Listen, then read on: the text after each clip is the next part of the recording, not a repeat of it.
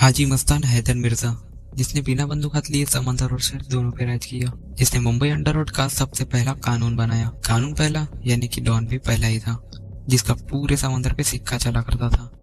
नमस्ते दोस्तों, स्वागत है आपका।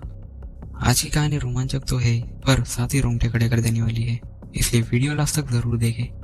दोस्तों, मुंबई के समंदर पे राज करने वाला हाजी मस्तान अंडरवर्ल्ड का सबसे पहला डॉन था। अब तक आप समझ ही गए होंगे कि यह बात हो रही है सुल्तान मिर्जा की, जिसपे once upon a time in Mumbai जैसी फिल्में बन चुकी है। उस दशक की कोई ऐसी स्टोरी नहीं है जिसमें हाजी मस्तान का इन्वॉल्वमेंट ना हो, लेकिन आज हम बहुत सारी अनसुनी बातें लेके आए हैं जो आपने कभी नहीं सुनी होगी। तमिलनाडु का महज 8 साल का बच्चा मुंबई आता है और बड़ा होकर मुंबई पर राज करने लगता है। 60 और 70 के दशक में पूरी मुंबई हाजी मस्तान के राज में थी। आपने आज तक जितनी बॉलीवुड अंडरवर्ल्ड मूवीज देखी है, शायद ही कोई मूवी हो जिसमें हाजी मस्तान का जिक्र ना हुआ। उस वक्त पूरा अंडरवर्ल्ड हाजी मस्तान के इशारे पे चलता था और बाकी सभी गैंग लीडर्स को भी हाजी मस्तान के सामने झुकना पड़ता था। ये तो ही उनकी जान पहचान। अब बात करते हैं उनके लाइफ के बारे में, कैसे बने हाजी मस्तान अंडरवर्ल्ड के सबसे पहले डॉन। हाजी मस्तान का जन्म 1 मार्च 1926 को कुटलूर तमिलनाडु में हुआ। 8 साल की उम्र में मस्तान मुंबई में कुछ ख्वाब लेके आए थे। मुंबई के एक मार्केट में अपने पिता के साथ उन्होंने साइकिल रिपेयरिंग की शॉप चालू करी और मुंबई के व्यापार जगत में महज 8 साल की उम्र में कदम रखा। 1944 में मस्तान मुंबई के एक डॉक में कूली का काम करने लगे। मेहनत और सबसे मिलजुलने की आदत से मस्तान सबके चहेते हुआ करते थे। हुसैन जैदी की एक किताब डोंगरी टू दुबई में इस दौर का मस्तान का एक किस्सा मौजूद है। मस्तान जब डॉक में काम करते थे तब वहाँ बहुत से अरबी आते थे और वो सभी आपस में उर्दू में बात करते थे ताकि हर किसी को समझ में ना आए। मस्तान की घुलने मिलने की आदत से ही मस्तान की उन अरबियों से जान पहचान हुई और उनमें से एक थे शेख मोहम्मद अल गालिब। दोनों की दोस्ती हुई और कुछ ही समय में दोनों काफी अच्छे दोस्त बन गए। गालिब ने मस्तान पे भरोसा कर उसे कुछ सोने के बिस्कुट दिए, जिसे मस्तान ने कुली वाली पगड़ी में छुपा के डॉक से बाहर निकाले और गालिब को दे दिए। ये मस्तान की जिंदगी की सबसे पहली स्मगलिंग थी। मस्तान ने गालिब का भरोसा जीत लिया और आए दिन स्मगलिंग चलते रहती। पर एक बार गालिब ने सुल्तान को एक सोने से भरा बैग ही थमा दिया और बाहर निकालने कहा। मस्तान ने होशियारी से बैग तो बाहर ला लिया और गालिब को पुलिस ने धरता पूछा, पर गालिब से सोना बरामद नहीं हुआ। फिर भी उन्हें 3 साल की जेल हो गई। 3 साल तक उस सोने की तलाश चलती रही पर कुछ भी अता पता नहीं चला। 3 साल बाद जैसे गालिब जेल से छूटे, वो मस्तान के पास गए और कहा कि मेरे सोने से भरा बैग कहाँ है। मस्तान सीधा उन्हें अपने घर ले गया और सोने का बैग थमा दिया। तब गालिब बिल्कुल हक्का बक्का रह गए, क्योंकि 3 साल में उस सोने ने आसमान छू लिया था और उस वक्त उतने पैसों में कोई भी अय्याशी की जिंदगी जी सकता था। पर मस्तान ने अपनी ईमानदारी दिखाई और सोने की हिफाजत की। गालिब मस्तान की ईमानदारी से बहुत खुश था और उसने मस्तान को गले लगाया और उसकी ईमानदारी से उसे अपना पार्टनर बना लिया। ये थी मस्तान की जिंदगी की सबसे पहली सीढ़ी। इसके बाद मस्तान की जिंदगी में ढेरों बदलाव आने लगे। गालिब का पार्टनर बनने की वजह से मस्तान का रुतबा तो था ही, पर कभी मस्तान ने इस पर घमंड नहीं किया और लोगों की हमेशा मदद करता रहा। माझगांव डॉक में गुंडागर्दी का माहौल हुआ करता था। वहाँ के लोकल गुंडे शेर खान की वहाँ दहशत हुआ करती थी और वो गरीब मजदूरों से भी हफ्ता लेता था। और ये जब मस्तान को पता चला तो मस्तान ने मजदूरों से इसके खिलाफ आवाज उठाने कहा। मजदूर उससे डरते थे इसलिए आवाज नहीं उठा सके, पर उनमें से एक मजदूर ने हिम्मत दिखाई। तब मस्तान ने उससे कहा कि पहल करोगे तो मैं तुम्हारे साथ खड़ा रहूंगा।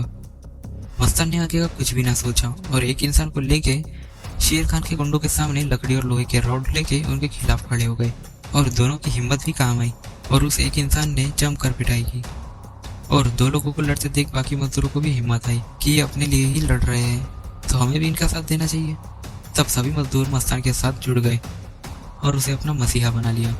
मस्तान का रुतबा और भी बढ़ गया और साथियों की गिनती भी बढ़ती गई। और दोस्तों, आपको ये जान के हैरानी होगी कि ये डॉक का वाकया 1975 में अमिताभ बच्चन की मशहूर फिल्म दीवार में भी दिखाया गया था और इस बात का जिक्र किया उनके गोद लिए बेटे सुंदर ने।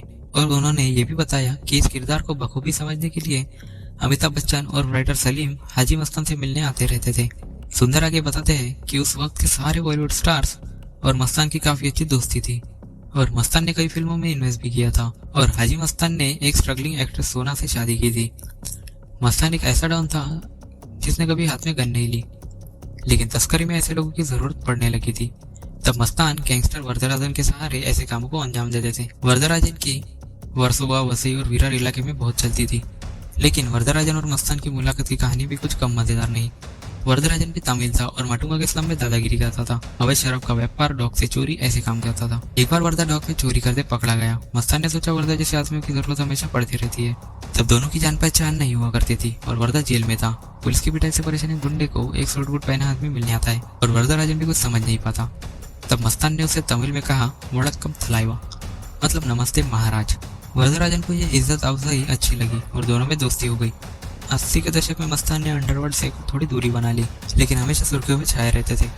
जब दाऊद और पठान गैंग में गैंग वॉर शुरू हुए तब उनकी सुलह भी हाजी मस्तान ने करवाई थी।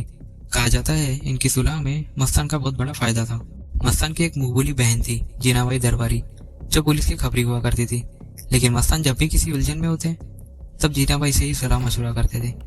मस्तान की बॉम्बे सेंट्रल में एक जगह हुआ करती थी जिसपे चिलिया, जो एक गुजराती कम्युनिटी है, उन्होंने कब्जा किया और मस्तान का नाम सुन के भी खाली नहीं करवा रहे थे। चिलिया वह काफी ताकतवर थे। अब जीनाबाई ने मस्तान को मशवरा देते हुए बड़ी बुराई कहावत का जिक्र किया। जीनाबाई ने जमीन पर एक लकीर खींची, बिना उसे मिटाए छोटा करने का रास्ता पूछा। मस्तान कुछ समझ नहीं पाए और जीनाबाई से नाराज हो गए। तब जीनाबाई ने कहा कि इसका हल ये है कि इससे भी बड़ी लकीर बनाई जाए, तब वो लकीर बिना मिटाए छोटी होगी। जीनाबाई ने पठान और दाऊद गैंग को मिलाने की सलाह दी ताकि मस्तान की ताकत बढ़ जाए और चिलिया गैंग को हराया जाए। और सुलह के बाद हाजी मस्तान की वो जगह भी वापस मिल गई। खालिद नामक के उर्दू पत्रकार जो मस्तान के काफी अच्छे दोस्त हुआ करते थे, खालिद जब मस्तान के साथ बनारस गए थे वहाँ का एक मजेदार किस्सा सुनाते हैं। बनारस की एक मंडी में मस्तान ठहरे हुए थे। सुबह तक ये बात हर जगह फैल गई और हाजी मस्तान से मिलने लोगों ने भीड़ इकट्ठा कर दी। खालिद ये देख उत्सुक हो गए और मस्तान और खालिद लोगों के बीच जाकर उनसे बातचीत करने लगे। मस्तान ने उनके बारे में ऐसी झूठी अफवाहें सुनी कि मस्तान भी चकरा गए। उनमें से एक अफवाह ऐसी थी कि वहाँ लोग कह रहे थे कि मस्तान एक ऐसे बड़े महल में रहता है जिसके 365 दरवाजे हैं और हर एक दरवाजे के आगे एक महंगी कार खड़ी रहती है और जिस कार से मस्तान सुबह निकलते हैं शाम को और कार बेचकर गरीबों में पैसा बांट देते हैं। ये सुनकर सुल्तान काफी देर तक हंसते रहे और खालिद ने इस मनोरंजक किस्से को अखबार में भी एक कहानी के तौर पे प्रिंट करवाया था, पर हाजी मस्तान इससे बहुत नाराज हुए थे। आगे खालिद बताते हैं कि 80 के दशक में अंडरवर्ल्ड से दूरी बनाने की एक वजह ये भी थी कि उस वक्त माहौल ही कुछ ऐसा बन गया था, क्योंकि उस वक्त करीब 20 एक्टिव गैंगस्टर्स की गैंग हुआ करती थी मुंबई में और अपना दबदबा बढ़ाने के लिए आए दिन गैंग वॉर्स होते रहते थे। हाजी मस्तान की ताकत में इजाफा आने लगा था। अब मस्तान के नाम की वो दहशत कम होने लगी थी। वजह ये भी थी कि उससे पहले 1974 में इंदिरा गांधी ने हाजी मस्तान को गिरफ्तार करवाया था और वो पहली बार था जब मस्तान को गिरफ्तार किया गया। 1975 के दौरान मस्तान की मुलाकात हुई विजय प्रकाश नारायण से और राजनीति का रास्ता खुल गया। मस्तान ने जब योगेंद्र कावड़े के साथ मिलकर दलित मुस्लिम सुरक्षा महासंघ नाम की पार्टी बनाई। तब बीबीसी में इंटरव्यू देते वक्त उन्होंने बताया कि उनकी राजनीति में आने की वजह थी जब उन्होंने स्पीकर सेक्रेटरी बनाया और जब गरीबों में दवा बांटी जा रही थी तब पुलिस वालों ने उनके अस्पताल में बेवजह रेड मार दी। पुलिस को रेड में कुछ भी ना मिलने के बावजूद फिर भी उन्हें 25 दिन जेल में रखा गया। तब उन्हें यह एहसास हुआ कि अब अपने हक के लिए सियासत में जाना ही चाहिए। इंटरव्यू में मस्तान ने यह भी कहा, जो लोग उन पर उंगलियां उठाते हैं उनके पास इन सब बातों का कोई सबूत नहीं होता है। अगर किसी के पास सबूत है तो आगे आके जवाब दे। हाजी मस्तान अंडरवर्ल्ड का सबसे पहला डॉन, स्मगलर, कभी बंदूक ना उठाने वाला डॉन, गरीबों का मसीहा, ऐसे नामों से आज भी लोगों को देखकर राज करता है। आज की कहानी आपको कैसी लगी कमेंट में जरूर बताएं। साथ ही लाइक और सब्सक्राइब जरूर करिए। Thanks for watching.